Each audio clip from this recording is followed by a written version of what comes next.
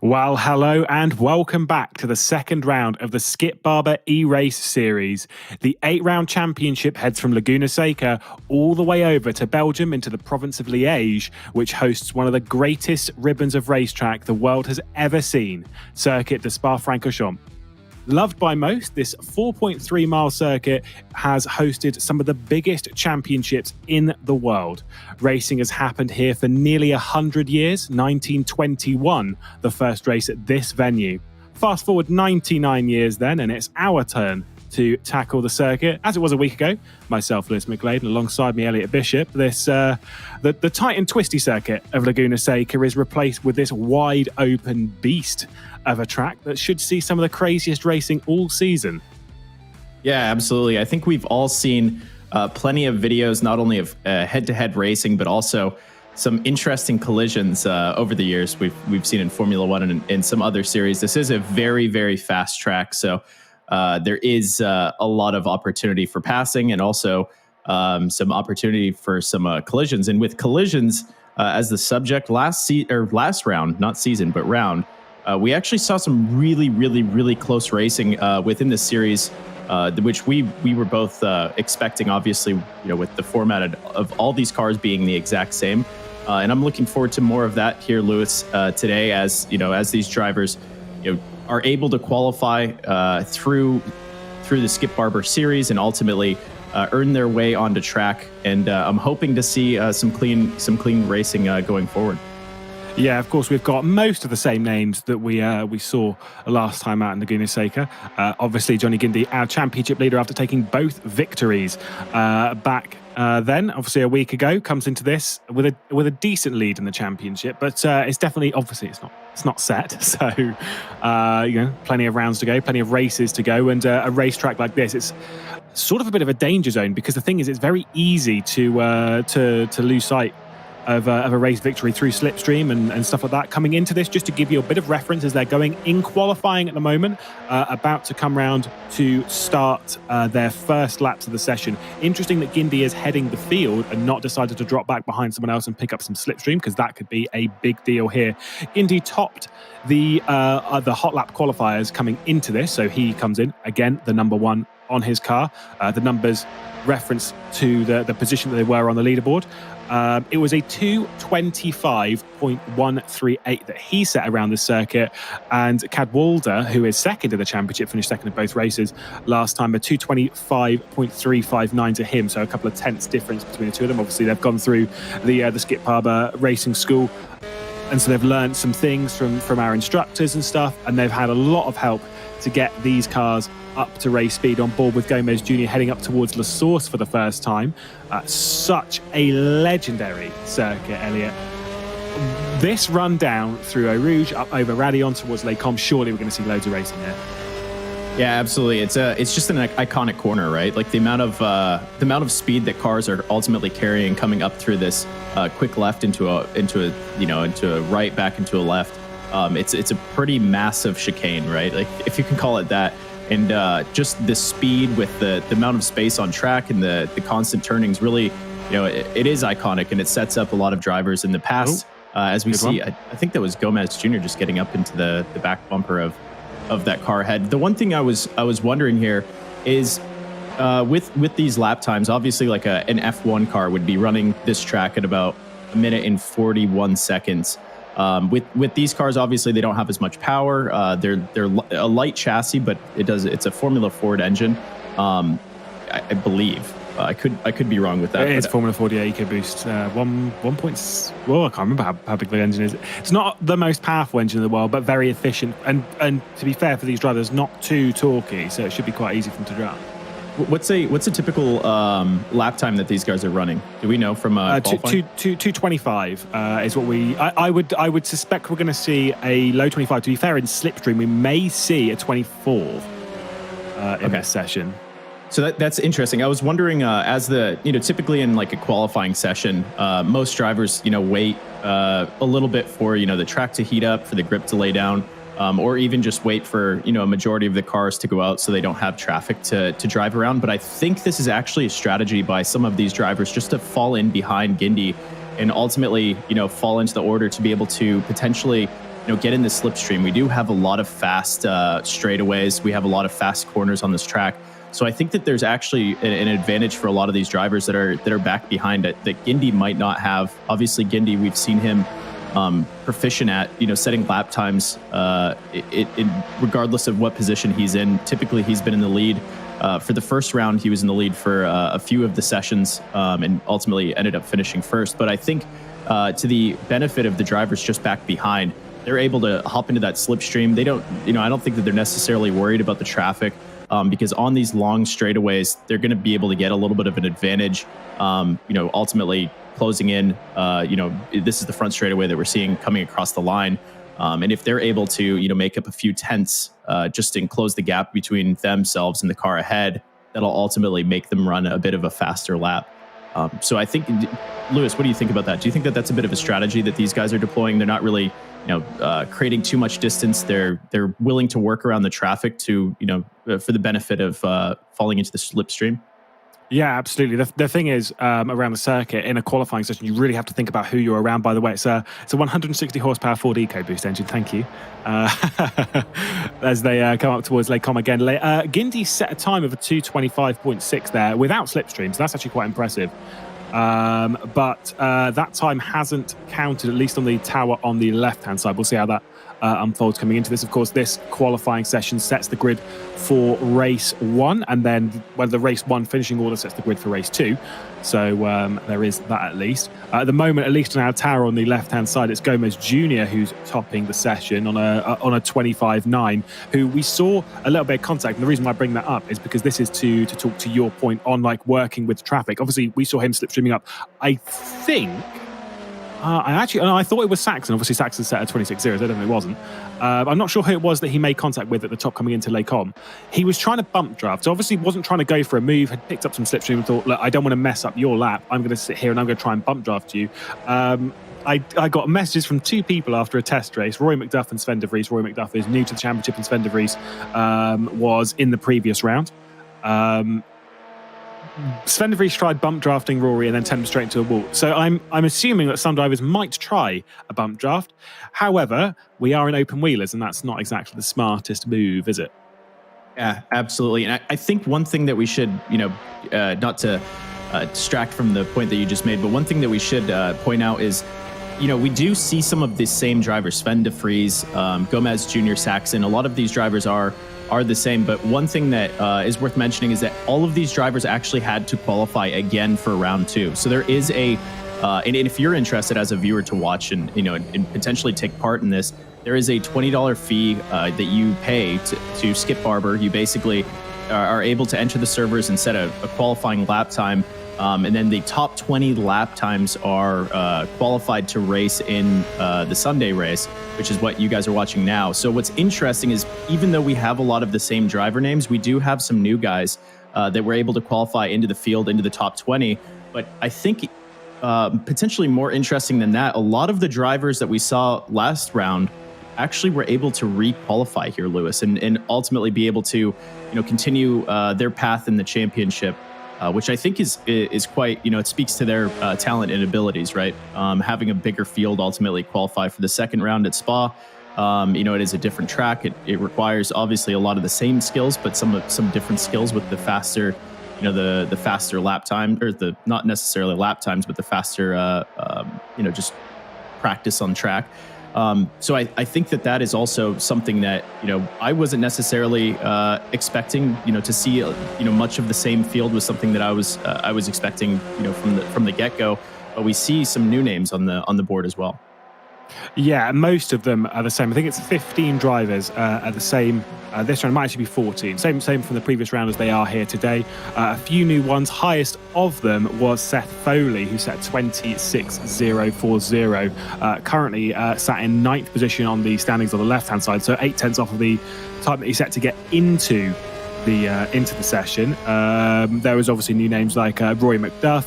We've got Charles Baird, Jonathan Pritchard, and then a couple of others who are fresh to the championship, at least this round. Roosbay Ebadi and Parks De La Cruz, I think, are the other two. So there are a few new names. That's the thing. That's the joy of this. We get to see some new names come into it. We would expect to see the same kind of top drivers. We actually had a conversation about this after the previous round, how with obviously the help that these drivers get from the instructors, massively helpful. Heard from various drivers, Roy McDuff and Sven de Vries, about how the testing session works. I actually had the joy to at least watch or take part in some degree to one of the testing sessions and see how the drivers learn.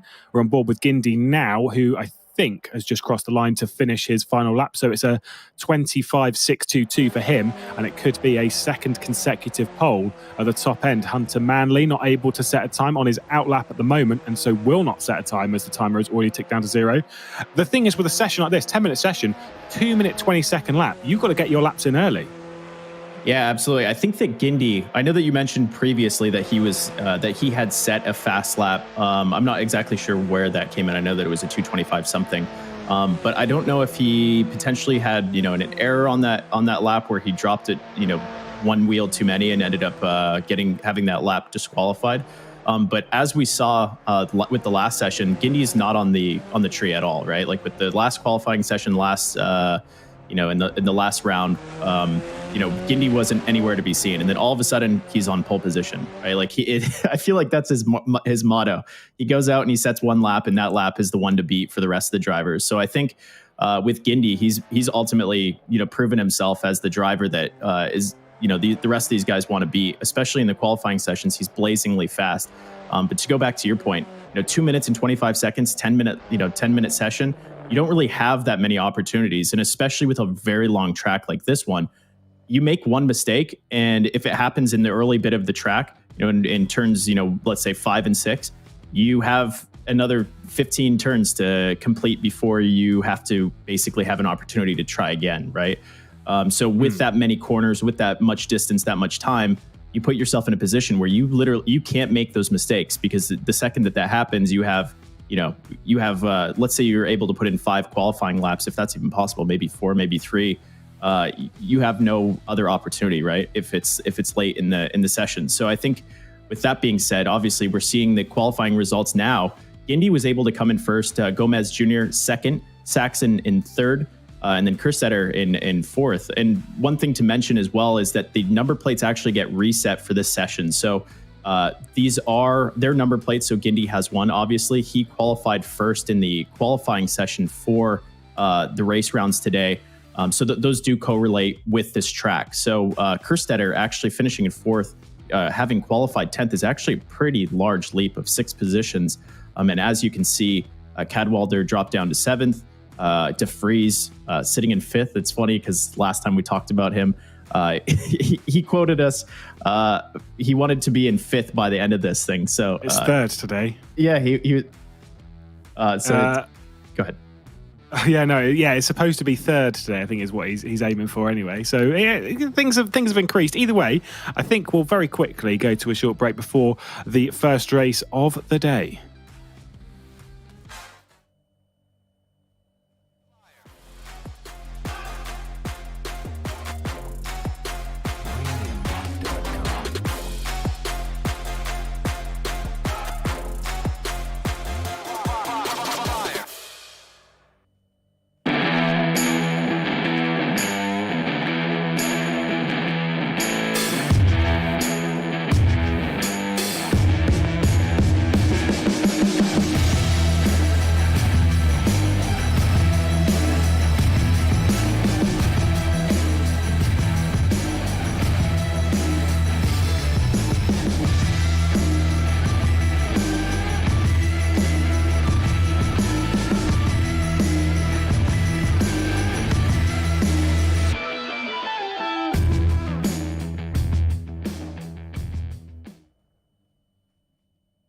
Back then and ready to go racing for the Skip Barber eRace Series round number 2 at Circuit de Spa-Francorchamps after a qualifying session which puts Johnny Gindi back on the top, taking 2 victories from 2 races back in Laguna Seca, starting this one from the front row.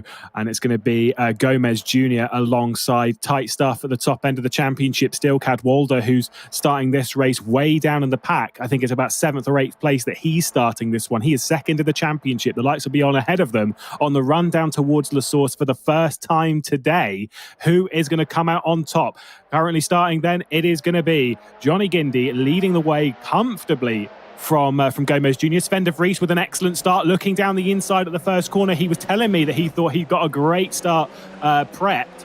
And now with that one, might have taken advantage of it. Guindy, though, leading the way. It is Gomez Jr., Saxon, De Vries. I think they're still side by side as we head up towards Eau Rouge and then up through Radion for the first time. De Vries drops back in line and into the slipstream of Saxon. Up and over the top we go. Gomez Jr. is not particularly quick there as Saxon's going to gobble him up and pick up the slipstream of Guindy himself. So Saxon heading one way, and that is backwards down the grid. Rodriguez Meris sat behind him and Kerstetter as well. Cadwalder only down in 8th position still. Well, no progress from him as we're all chopping and changing here on board with Gomez Jr. looking backwards towards Sven de Vries, who's not taken advantage in the same way that Saxon's done, but he is going to try and do it around the outside of Malmedy. Wow. Oh, that could be a fantastic move as we run down towards Ravage for the first time. He's going to have to hold it around the inside. He's gone back down the inside, though, of Saxon. Doesn't quite do it, but covers off Gomez Jr. Wow, what a move there from Sven de Vries.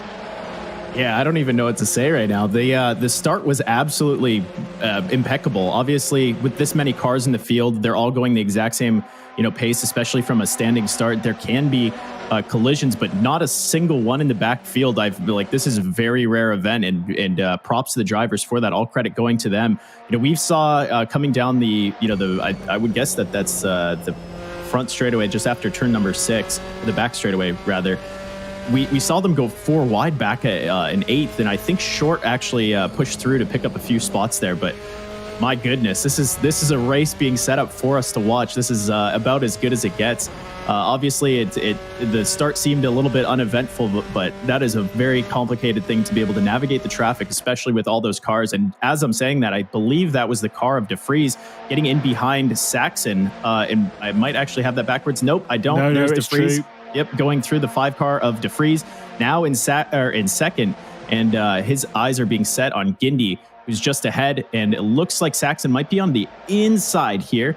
He might have an opportunity, as it seems that they're coming to the field, but we'll go back to them in a second, as we're going to hop back to the 14th position of McDuff, and it looks like the 19 car just getting the inside of the 15, but 15 putting his front wheel into the inside of McDuff. He's not going to have the pace as they're going onto the front straightaway across the line, and there is lap number 1 completed. Lewis, what an eventful start of the race.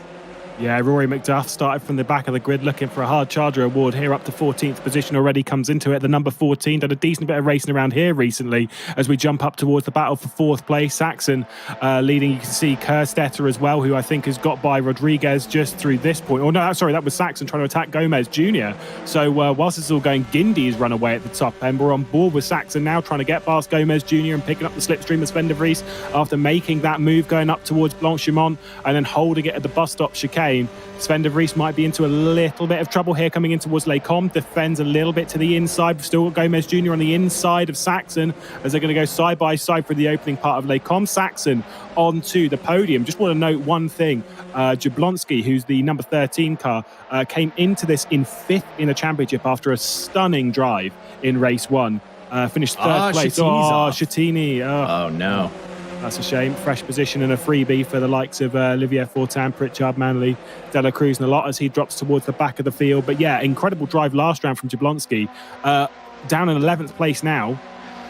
Maybe not really gelling with the circuit. The same with the likes of Cadwalder, who's down in 9th place as well. So some of the higher-ups in the championship way down, whilst the man himself, Johnny Guindy, leading the field fairly comfortably. It's not so good for the championship in the early phases here. Yeah, I think the good news here for the... who's and that? we have a little bit of another off. It looks like that's going to be Short. Yeah, the 6 car. He's going to drop down as he's recollecting himself. That's unfortunate. I don't know exactly what happened, if there's a little bit of a collision or if he just ended up losing it there. Going back to my point, the good news here for the new drivers is with someone like Chattini in the back, if they're able to hold it together and, if they're able to get ahead of Cadwalder, ultimately they put themselves in an opportunity to finish a little bit higher in the championship. So maybe for these new guys, that's a bit of good news as we're going to go 3 wide with Gomez Jr. It looks like Gomez Jr. is going to just drop back behind the 3 car. But oh my, this is the race for, I believe, 2nd place. And if you just take a look at the tree, Oh, we're on board with Gindi. Looks like Gindi. Is this Gindi or is this that's the fastest lap rather. So Gindi set the fastest lap, and now Gomez Jr. is going to be putting it to the outside of Saxon, going into turn number 1, and he's going to stick it. Wow. A mouthful of events going on here on track. Lewis, how are you keeping track of these? Yeah, Shorts just dropped backwards again now to last place. Felix Antoine Fortin, or at least one of the Fortins, dropped back from somewhere inside the top 10 to now outside of it. We've got a bit of side-by-side up over the top of Radion and Gomez Jr. We go on to the Kemmel straight once again through the Kemmel curve and down towards Lake Com. Gindy's clear off in the distance, 3 seconds up the road from this battle. De Vries, Saxon, Gomez Jr., Kerstetter as well, as we're going side-by-side towards the back of that. Gomez Jr. not able to get by Saxon there. Kerstetter holding position as well, a little bit off the back of that. Is Rodriguez. Cadwalder's 2.1 seconds, got himself up into 7th place at least. This is side-by-side for 16th place. Going to try and stick it around the outside of Abadi.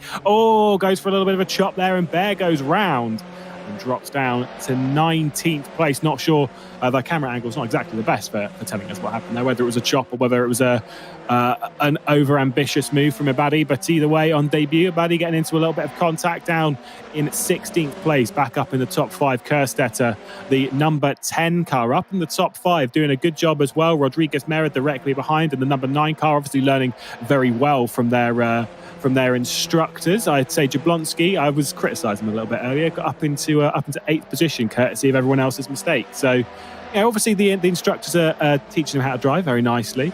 One of the advantages, the main advantage I say of this series, is being able to learn from an actual instructor, someone who knows what they're talking about, rather than charging an awful lot of money to tell you a lot of waff.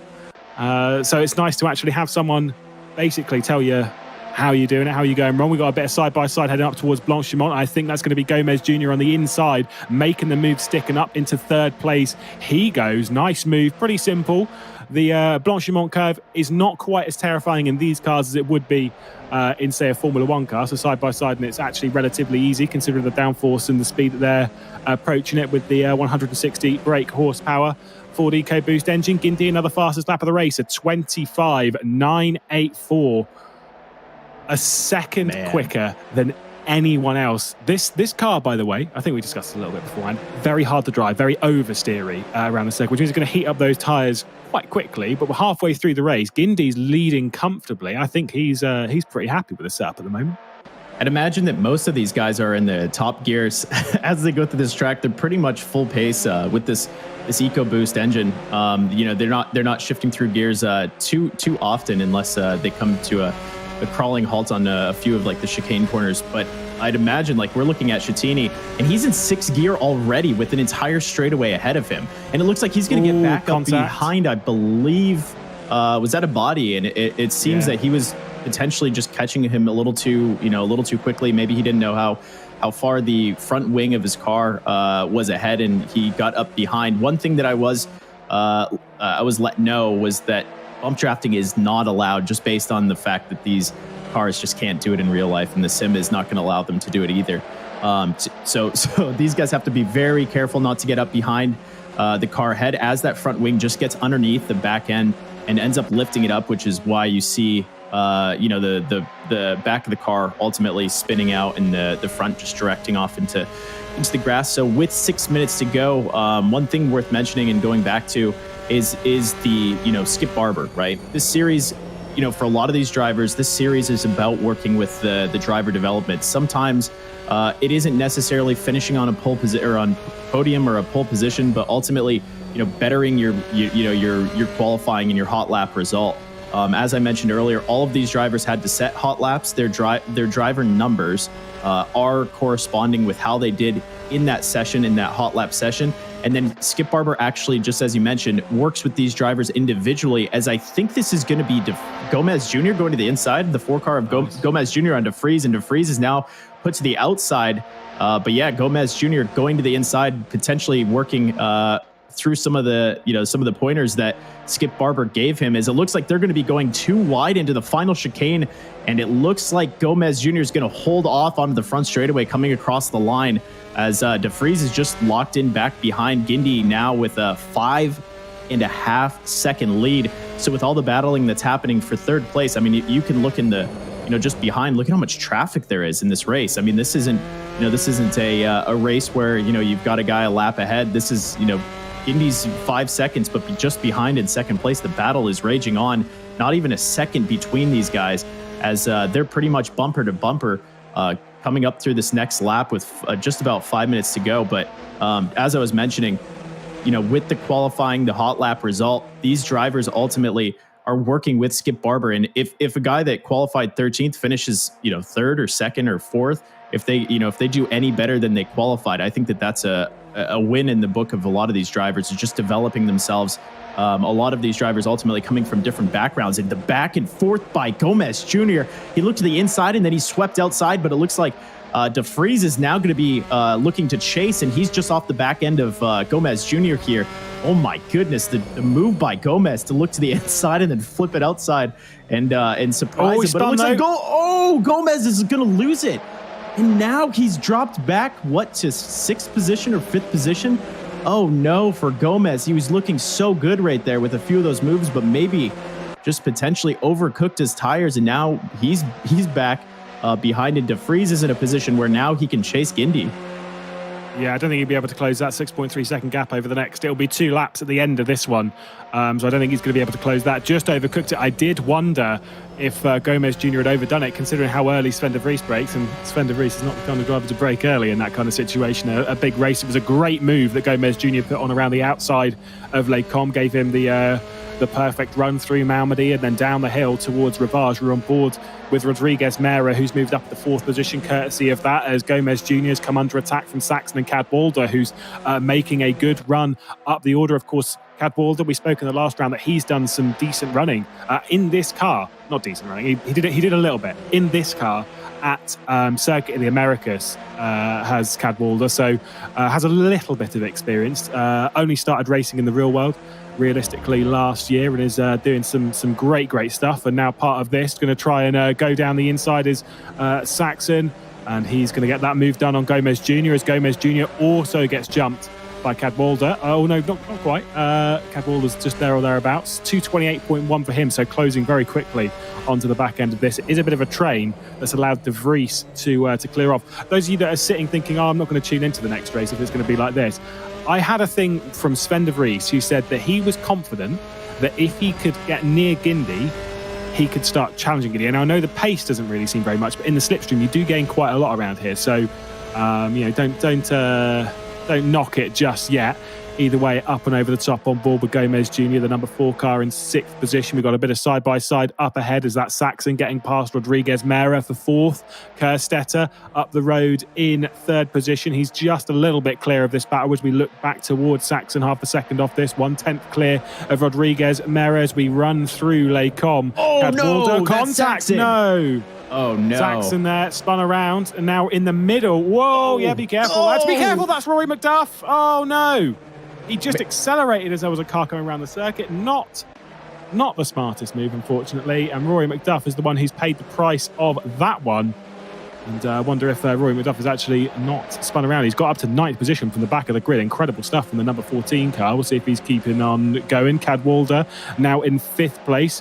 Whilst all that's happened, Kerstetter in the number 10 has run off, using that Skip Barber instruction brilliantly. Of course, there is one thing to note about, like we said with the entry fee, you pay $20 to take part in this. You take part in the Hot Lap Qualifier, you get into the top 20. Now, I'm sorry, but if you pay $20 to get in, the instruction is no extra cost on top of that. It is part of the qualification. Now, that to me is one of the best deals in sim racing. Like, that is an incredible offer. Yep. Only $20 to get that level of instruction, something that would cost an awful lot more. Hundreds and hundreds. $20 to get instruction from one of the best racing schools in the entire world. Right.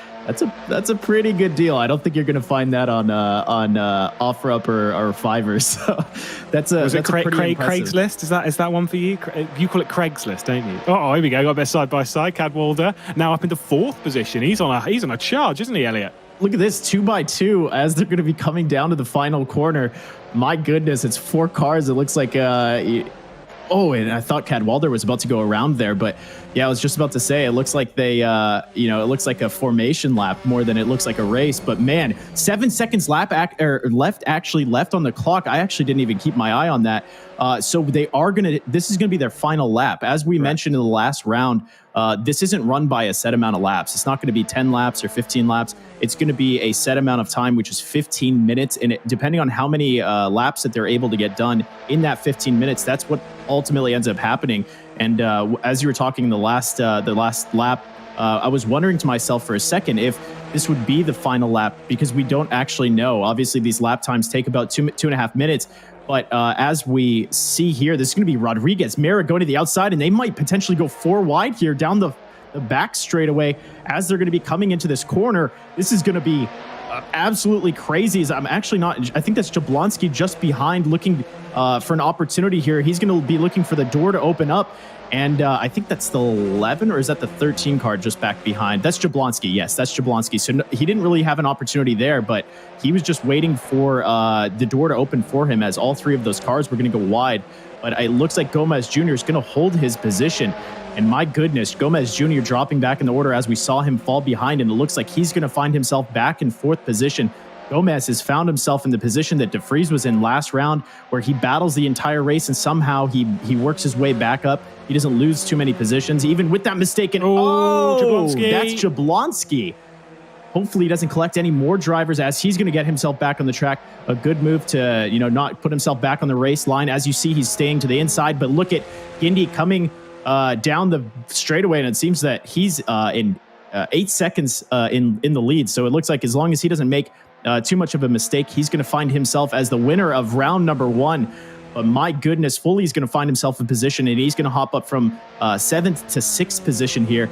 But man, the racing here has been close. This is exactly what you want to see in a race. You do not want to see, every car with 5 seconds in between them, as we've seen with some series in the real world. But this is as close as it gets, as Guindy is going to be coming across the line. He found himself an 8-second lead throughout the race as everyone was battling behind him. And man, you can see it there visually as De Vries is coming in 2nd place. GG's from Guindy.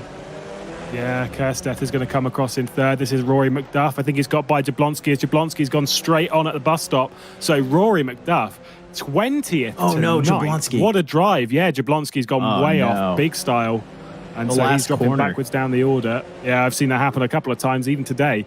But he's going to come across the line in what will be 17th. Jablonski did get across the line in 15th place. So excellent drive. Felix Anton Fortan as well. Dropped down the order, picked it back up into 8th position for Sancho Simsport. Good job from him. Cadwalder, 2nd of the championship, only 5th in this race. And Guindy then takes 3 from 3. Big stuff there. Ibadi comes and just drops it off at the exit of La Source. Crazy race. Although, like I said, for those of you sitting that are thinking that Guindy's going to run away with it again, I think Sven de Vries might have something for you, because he was telling me before this that he thinks he's figured something out when it comes to the start of this car. And I do know from personal experience of racing with Sven de Vries that he is actually pretty good on the start. He's taught me how to start a few cars over my sim racing career and has done plenty of racing around this circuit. We saw it in the test race a week ago when we did it at Laguna Seca, that give him a race car, give him a race position, and he will take you up on an offer to battle anyone, no matter how big the name. And Guindy, with a hold on the top of the championship, taking 3 race victories, I'm pretty sure he'll want to take him on. Yeah, with Sven de Vries, obviously one thing worth mentioning here with this format is that you qualify with your hot lap, then you run in qualifying for your position on Sunday in heat number 1, which is what we just watched, and then your finishing position here, which you're seeing race 1 results. This is actually going to determine the final for today. So the starting position for the final. So that last race, there's a lot on the line just to put yourself in the right position. And for Sven de Vries, he took the position that Gomez Jr. had, which is right along the side of Guindy. Obviously, we've seen if no one is combating Guindy or putting him in a position where he has to defend and race, then he just runs away, right? It ultimately happens all over motorsports, where if the guy in first, he doesn't have anyone challenging him, he's going to be put in a position where he has all of the track ahead of him, and all he has to do is run his qualifying pace. So with De Vries on the 2nd place grid position, he will have an opportunity now. This is the opportunity that he's been talking about to fight Gindy and to bring the race back to him. The problem is that De Vries and Gindy battling could also set up Gomez Jr. or Kerstetter back behind. So we'll see that as we come into the round number 2 race final after this short break.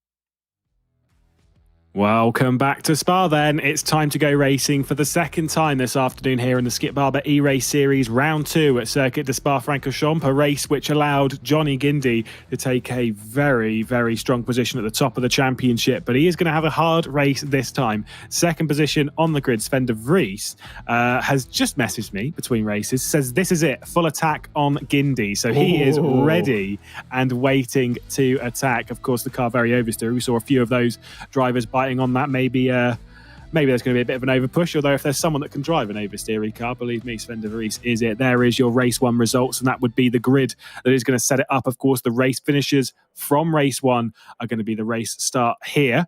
So it is Gindy from De Vries at the top of the field.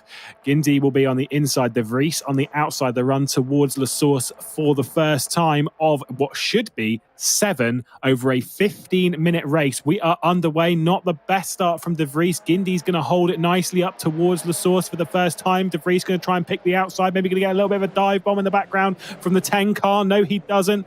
Just about managed to hang on. There's a spinner in the background. There's number 7, 17 as well involved in that. We'll find out who was involved. It is Gindy, though. De Vries has got side by side with Gindy, and on the run down towards Eau Rouge for the first time, it's going to be De Vries leading side by side as well between Cadwalder and Rodriguez in the background. Cadwalder, I think, is going to hold firm through Eau Rouge. A cheeky bit of side by side there as Rory McDuff has got up into 6th place and is battling with the top 5.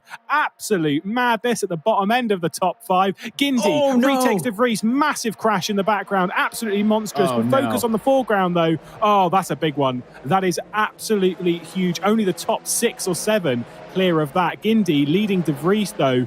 It's switched again up towards Les Combes, 100th between them. As we will try and focus on that. We're focusing on what's happened towards the back end. We've got Gomez Jr., Felix Antoine Fortin, Foley, Bear, Jablonski, Manley, De La Cruz, and the like, all involved in this. At the top end, though, trying to go around the outside of the corner with no name. It's Sven de Vries now on the run down towards Pouon. Johnny Gindy on the inside, though, drops back into second position. De Vries said if he got there, he would fight. He is fighting. The top 6 are as one. De Vries, Gindy, Kerstetter, Cadwalder, Rodriguez, and McDuff. Wow, this is a position that Gindy hasn't been in yet in round 1 or round 2, where he is now the guy that the field back behind has their sights set on. Obviously, second place has been chasing Gindy, but now will he be able to hold it together as you're going to have an entire field trying to pass him? And look at De Vries, he's taking a note out of the Gindy book and just running away with it, and ultimately putting himself almost a second ahead. But Gindy, like I was mentioning, hasn't had to be in this position. In this championship is now the 10 car of Kerstetter is going to go to the inside of him. And now Gindy's found himself back in 3rd position. And man, will Gindy be able to hold it together here, as now he actually has to race. He's not running at a qualifying pace. The line is completely different. He looks to go to the inside. I think of Kerstetter just ahead, and he might be able to down the inside. I think that's Gindy that got pushed out to the... Is he going to drop back to 4th position, and Cadwalder's just to the inside? And now we're on Gindy. Cadwalder's just to the inside of him, or actually outside, as we're going to be coming into turn number 1. which is going to be La Source. But my goodness, De Vries told us that it could happen. All he has to do is hold it together. We've seen him in round one have a few mistakes of his own. So as long as he can hold it together and have endurance for the next 12 minutes, he's going to be great, as it seems that Gindy's going to be back in second position, but he is not out and free of battles, as it seems to be 4 cars back behind him, and Kerstetter is chasing down as he's going to go to the outside here. I believe this is on the Kemmel straight, and I don't even know what to say. Lewis. Cadwalder's going to try and peek it down the inside. There was definitely no room there as he drops off the circuit. Rory McDuff moves up into 4th position. Gindy side by side with Kerstetter on the run into Lake Com. I think he's going to try and stick it around the outside as the number 10 car. Oh my goodness me. Oh, who's that? Who's gone McDuff. off? That was Rory McDuff. Dropped down to the back. Gindy no, though, side by Cadwalder. side. Oh no, well yeah, correct. Cadwalder, second in the championship, down to 7th position. Gindy ahead of Kerstetter again. Rodriguez, McDuff still in line. McDuff not really experienced in open wheel racing, more of an endurance racer himself. Hydra Esports just qualified in 2nd position for a 24-hour of Le Mans race, also taking part elsewhere in sim racing and some big stuff himself. So definitely an esports racer up in the top 5, back on a part of this train, not really too comfortable in this car. I would say though that he could move his way up the order if he's given the opportunity, and just sort of holding station at the moment. Gindy then, with Kerstetter directly behind, had a lot of threat there from the likes behind. The thing is, we know from the previous race, Gindy in clean air can lap a second quicker than any of these guys. We've got Short and Scatini, who's moving his way back up the order after starting basically last. We know that Gindy can lap much quicker than everyone else. So as long as they're all battling, it's going to be hard for him to pull away. But look at that. He got some clean air. He's already sliced half a second out of De Vries. Yeah, and I mean, we talked about this in the last session, right? This is a track that is very fast, and when you add traffic to the speed, it ultimately creates errors. And we saw that at the first few corners, as we had a bit of a yard sale, and it seems that those you might see some sim parts on Craigslist or on OfferUp later today, as there was just a huge mess. But a good thing about sim racing is we don't have to red flag the race. If the field was completely split, we would ultimately consider it. But the good thing is that obviously no injuries, which I think if you saw a crash like that in the real world, you'd have a lot of people saying some prayers. So the good thing is everyone's back on the track. But as you mentioned, Gindy, he's in a position now, as long as the cars behind don't battle him. And as you can see visually right now, Gindy is just in between the 3rd place of Rodriguez, which, my goodness, what a story there.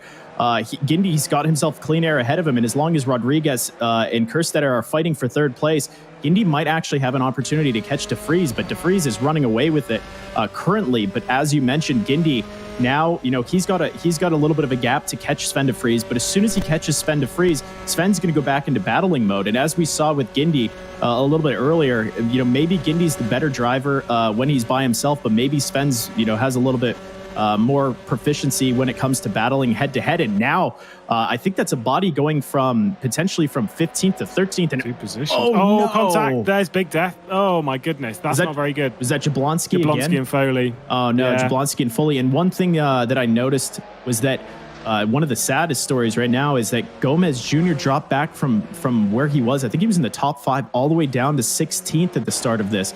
So that's unfortunate, as we saw Gomez just being incredibly fast on this track. Very, he was battling out in the first race. So that's unfortunate. Hopefully we can see him pick up a few positions, as he was almost all the way in the back. As I say that, Kerstetter is going to lose a position to Saxon from 5th position. But oh my, look who it is in the top 5. That is McDuff. You called it earlier today. I mean, he's gone from 14th position now to the top 5. And that speaks to not only his talents, but the feedback that I'm sure the Skip Barber was able to give him, and ultimately he's developed from the place that he qualified to being able to get in front of the Skip Barber team, to work with them, to understand this track a little bit better, to understand, the car a little bit better. And now he's found himself in 4th position. And as I say that, Scatini is going to go to the inside, and now he's going to find himself in 8th position over Pritchard. So now he's going to be looking to catch up to Cadwalder in 7th position. But my, oh my, we've seen a lot of changes here. De Vries going from 5th. He's going to go and put in a 2:26.9, and Gindy's going to put in a 2:26.2. So he's 7/10 faster than DeFries. And now with only a 7/10 gap to second place, DeFries is going to have to hold that position for one lap. So we might see something in the next lap between the two of them, as we're looking at Schettini now holding his position. And now going back to Gomez Jr., as I mentioned, he's found himself in 15th now. So he's picked up a few positions. This guy is crazy fast. He's one of the dark horses of the series. And now he's going to have, I think, Olivier Fortin just back behind him. He's going to be riding his bumper. And hopefully these guys can find their way to catch the just the small pack that's ahead of them, because both of these drivers are incredibly fast and incredibly talented, and they deserve it. So hopefully they don't battle just too much. Obviously, position matters, but catching the top 10 is more important for points here. I believe that's top 10 get offered points. Is that right? I think it's everyone gets points who finishes. Everyone does. Okay. Yes, 35 points for the victor, which obviously this time 3 times a season has gone to this man, Johnny Guindy, the number 1 top qualifier, both of the pre-qualifiers, the Hot Lap Qualifiers, pole position twice, 3 times a race winner in the Skip Barber eRace series, now staring down the barrel of a gun of a 4th victory. They're going to have 3 laps at the end of this one. 2.5 minute lap is slightly under, which means that we do 7 laps across the course of the race. Of course, the battle of the background for 3rd position for the podium, definitely not over. Rodriguez, McDuff, Saxon and Kerstetter. Cadwalder's just about within the mix for that. If they start battling quite hard, that's where things will get interesting. Of course, we're coming through Stavolo and then towards Curve Paul Frere. He's got the slipstream. He's got the slipstream. He is going to go. Guindy is going to be ahead at the start-finish line. I'll quite happily call that now. But who's going to be ahead when it comes down towards Les Combes? I have absolutely no idea. Sven de Vries, the number 5 car, leading. We look backwards, run through Blanchimont. A nice little lift there from Guindy. I think he's going to wait until the bus stop chicane to try and maybe throw something down the inside or outside. Maybe more. I'll back out of the. It's going to be Guindy leading this time because he's backed off of that. I think he wants to make a move into Les Combes. The thing with this race is, in these cars you have to be very, very tactical. You need to make a move where you're not going to be able to get repassed. I distinctly remember Kimi Räikkönen and someone battling a long time ago as Saxon and McDuff changed positions in the background, and McDuff down to 5th position, was trying to battle with someone an entire race, and every time he made a move the other guy would repass him. He was never patient enough to think, I'm going to wait and I'm going to pass you now, and I'm going to try and think about when I'm going to pass it. Guindy is waiting to get by into Les Combes so he can run off through the S section, through the central twisty bit, and try and gain himself that position fully, and not just allow Sven de Vries to slipstream back through. We look back towards P5 at the moment. We've got McDuff currently focused on your screen. Saxon just ahead of him. A little bit of slipstream coming the way of Roy McDuff through Eau Rouge once again. And Roy McDuff, who was victorious at this venue, Guindy he is past Sven de Vries. De Vries trying to slipstream his way back through, but at Les Combes it is going to be Guindy leading 1/10 as they hit the apex of that corner. Saxon does lead McDuff. A little bit of touch, a little bit of slide through the outside of Malmedy. Sven de Vries maybe trying to pick up the lead once again. He's going to have to do it at Rivage. He's already done it looking down the inside. Johnny Guindy, not quite enough. The number 5 of de Vries is going to head the field again then.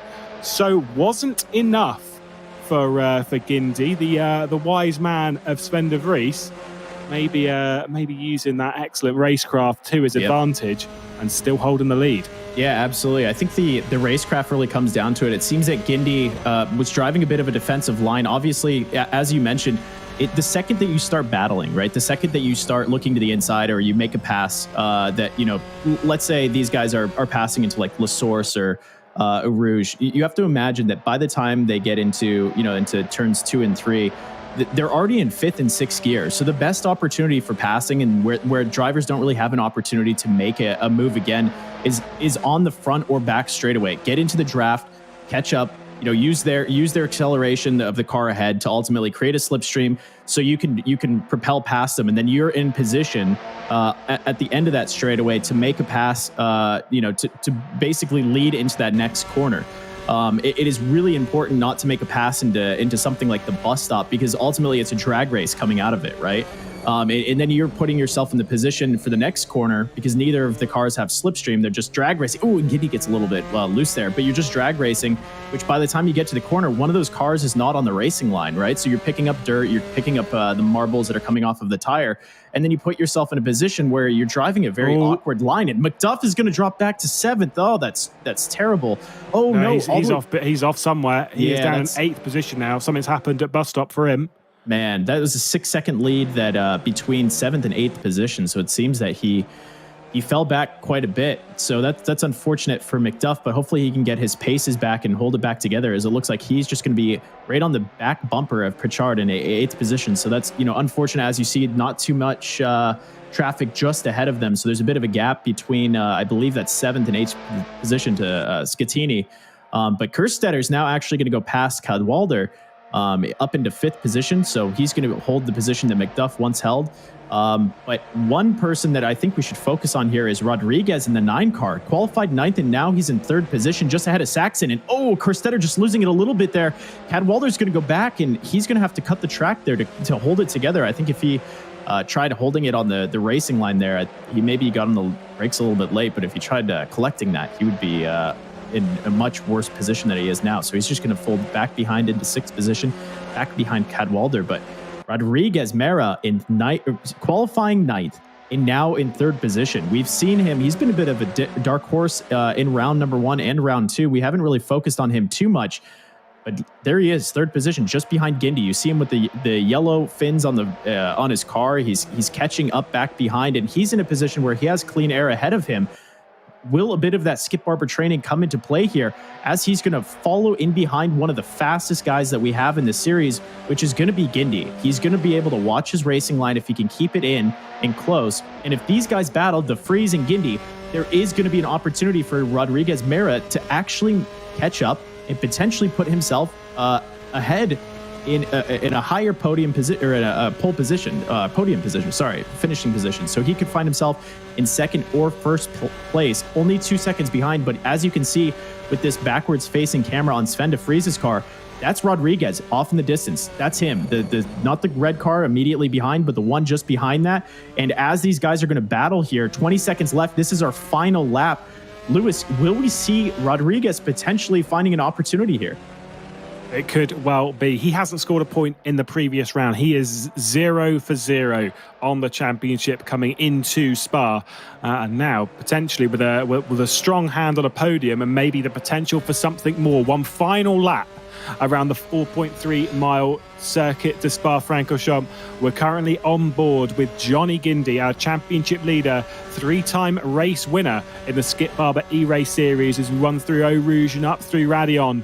One final time picking up the slipstream. You're going to see De Vries probably wiggle and waggle, maybe hit the right-hand side of the road, trying to drag the slipstream over to that hand side, going to make Johnny Guindy do all the hard work and go around the outside of Les Combes. But Guindy's gone onto the grass, onto the inside. He's going to be pinched there a little bit by Sven De Vries, who's going to try and hang it all the way around the outside of Les Combes. Is a little bit over too much on the brakes from Johnny Guindy. Guindy has got the position up into the race lead. Sven De Vries tried covering it off. It wasn't quite enough.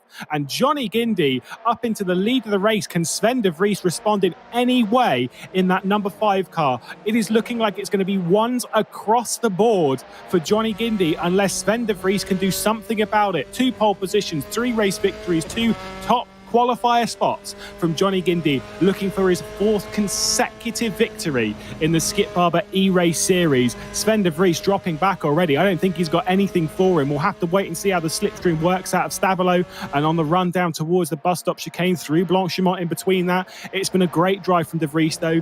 Don't take that away from him. Rodriguez as well, 1.3 seconds off the back of this. Saxon in a little world of his own, and Cadwalder came into this 2nd in the championship. Not had the best Spa event, came into its 2nd qualifier as well.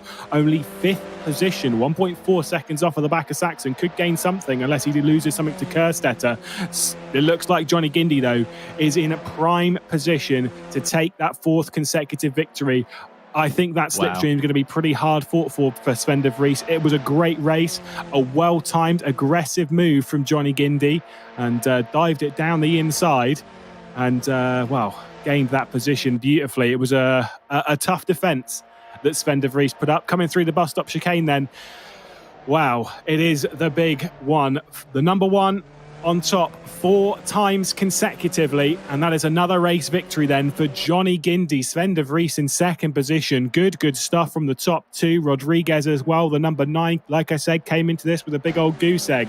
but manages to stick a good few points on the board. There's 30 from this one alone. We're looking at the back end of the top 10. We've got the battle between Dela Cruz and Short. Short going to maybe go for a move down into the bus stop chicane for the final time. I think it's quite close enough. Yeah, Dela Cruz going to try and stick it. Short going to go for a cutback, maybe going to go for a second cutback on the final part. It's not really going to work as he's not going to be close enough. They're going to come up towards the line. I think it's going to be Dela Cruz holding the position as someone is deciding to ruin all of the gardener's work and just spread the grass all over the place. McDuff, by the way, backed up into 8th position at the end. That's got past Pritchard, so did manage to control his tyres a little bit after the end of that. I think that speaking to Gindy, we were talking about how De Vries might have more racecraft, but he proved us wrong as he looked to the outside on the Kemmel Straight going into Les Combes, and he ultimately showed us that he faked the drive to the outside. Sven De Vries made his move to block, which he drove back ultimately to the racing line. As you saw, he was like all the way down on the right side off of the racing line, and ultimately Gindy faked it, drove back to the inside and almost into the grass and made the pass. We've seen that with plenty of other drivers. I know Sebastian Vettel was able to do it a few years back where he drove around the outside in the grass, but maybe Sven De Vries drove that a little too defensive. Maybe if he held the racing line the entire time and just slipped in back behind and let Gindy have that position, there may have been a little bit of a closer finish there, and he may have found himself another opportunity. But, Sven knows that Gindy's very fast on this track, and he tested him to see if he had the wits to be able to make that pass, and Gindy proved it. He said, yep, that's easily done, and he went to the outside. So as we see, Gindy coming back from battling for third to now being in first position. We saw him drop back when Sven De Vries went to the inside. Gindy dropped back just a little bit. So Gindy finishing the race in first position. Sven De Vries unable to hold on to it, finishing 9/10 just back behind. Rodriguez Mera finishing in the top 3. A fantastic story there, as you mentioned. He didn't have the greatest finish in round 1, but look at him. He's on he's on the podium now in 3rd position, and that really speaks to the development that he's been able to do himself as a driver, but also Skip Barber really, giving him pointers, working with him, helping him develop. And maybe he found a cheat code or two, so to speak. And that was able to help him, ultimately develop his own driving ability. Saxon dropping back to 4th position. And sadly, Cadwalder qualifying rather, 2nd position, finishing in 5th. But Kerstetter in a better predicament, finding himself 4 positions. So now he's in 10th. We saw him battling quite a bit for the 4th and 3rd position, but he's going to finish back in 6th, which is still better than 10th where he qualified initially. McDuff, who was in the top 5 at a certain point, he's going to be dropping back to 8th, but better yet is his, better than his 14th position qualifying. So, Lewis, we saw some great battles there that throughout that race. So a lot of drivers, obviously, at the very beginning, we saw a bit of a yard sale and some crashing going on. But man, what an eventful second heat race final. Yeah, Gindy coming out on top once again. Of course, coming in as the number 1, you'd almost expect it from him. But De Vries put up a valiant effort to try and stop that and put pay to that. I actually don't think Sven De Vries defended enough. He tried defending coming out of Kemmel Curve onto the Kemmel Straight, but then sort of left the door open a little bit, and Gindy was like, oh, do you know what, I could handle the right hand side of the circuit and the inside line into Les Combes. I can do with a bit of that, and so took advantage of that absolutely beautifully. Of course, though, qualifying, you can enter now. Qualifying opens on Monday, tomorrow, for the next round. The thing is, though, not at Spa. This time, we're headed to the Daytona International Speedway Road Course, so the one that hosts the 24-hour of Daytona. Going to be a great one, that, because again, same sort of style as this. A lot of slipstreaming, a lot of effort on that front. That is going to be a quality round. Thank you to everyone at Skip Barber as well, who's helped out all of the drivers to provide us some great racing. Because without their efforts from the instructors, I think maybe we would have seen a race that was even more spread out than what we got. Either way, we'll be back in a week's time, and I'm sure it'll be both me and you, Elliot, again. Any final thoughts?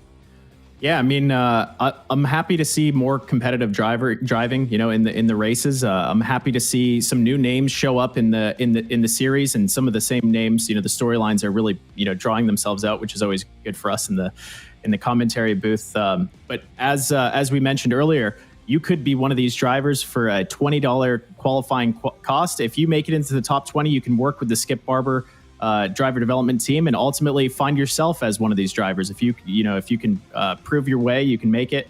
And all it takes is a fast lap within the top 20. So make sure you go to skipbarber.com and qualify and sign up. And hopefully we'll see you here for the next round at Daytona, is it? Indeed, Daytona it is. So we'll see you in a week's time. Go and get yourself qualified and join the 20-car grid. Until then, thank you very much for tuning into the Skip Barber eRace series, and we'll see you in a week.